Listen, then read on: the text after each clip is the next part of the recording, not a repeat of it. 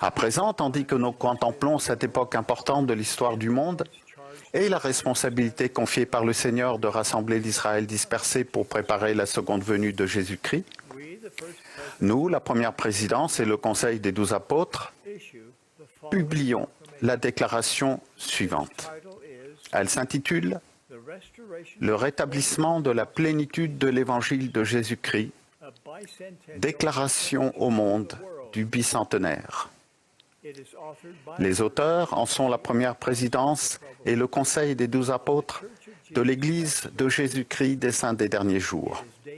Elle est datée d'avril 2020.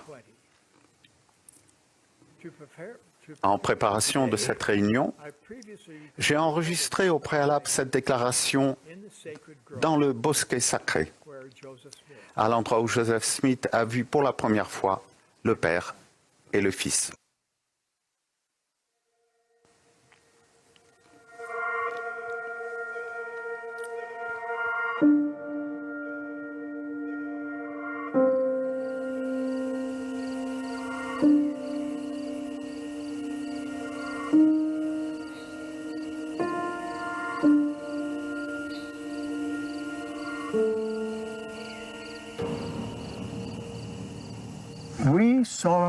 Nous déclarons solennellement que Dieu aime ses enfants dans chaque nation du monde. Dieu le Père nous a fait don de la naissance divine, de la vie incomparable et du sacrifice expiatoire infini de son Fils bien-aimé, Jésus-Christ.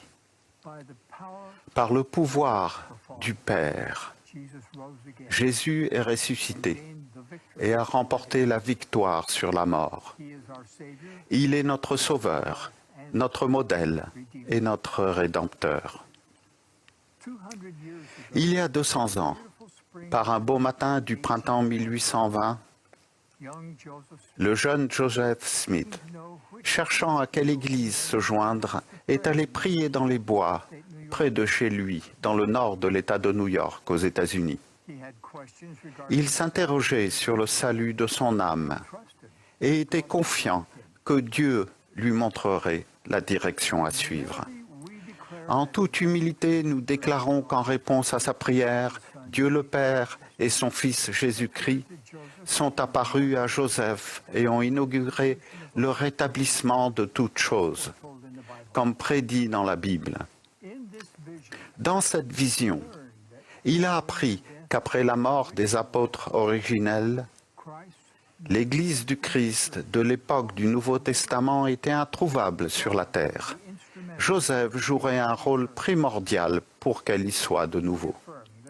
Nous affirmons que sous la direction du Père et du Fils, des messagers divins sont venus instruire Joseph et rétablir l'Église de Jésus-Christ. Jean-Baptiste, ressuscité, a rétabli l'autorité de baptiser par immersion pour la rémission des péchés. 3 des 12 apôtres originels, Pierre, Jacques et Jean, ont rétabli l'apostolat et les clés de l'autorité de la prêtrise. D'autres sont également venus, notamment Élie, qui a rétabli l'autorité d'unir les familles à jamais dans des relations éternelles transcendant la mort. Nous témoignons encore que Joseph Smith a reçu le don et le pouvoir de Dieu pour traduire des annales anciennes. Le livre de Mormon, un autre témoignage de Jésus-Christ.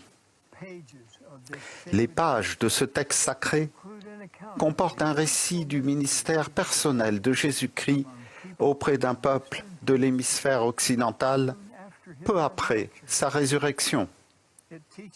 Il enseigne le but de la vie et explique la doctrine du Christ, dont elle est l'élément central.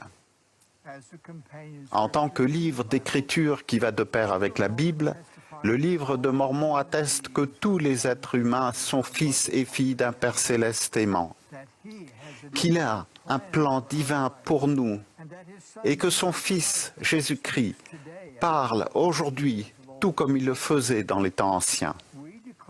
Nous déclarons que l'Église de Jésus-Christ des Saints des Derniers Jours, organisée le 6 avril 1830, et l'Église du Christ de l'époque du Nouveau Testament, maintenant rétablie. Cette Église est ancrée dans la vie parfaite de sa pierre angulaire principale, Jésus-Christ, et dans l'expiation infinie et la résurrection littérale de celui-ci. Jésus-Christ a de nouveau appelé des apôtres et leur a conféré l'autorité de la prêtrise.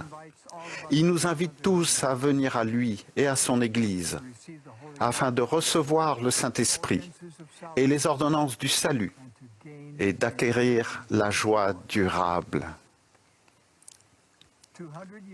200 ans ont maintenant passé depuis que ce rétablissement a commencé sous la direction de Dieu le Père et son Fils bien-aimé Jésus-Christ.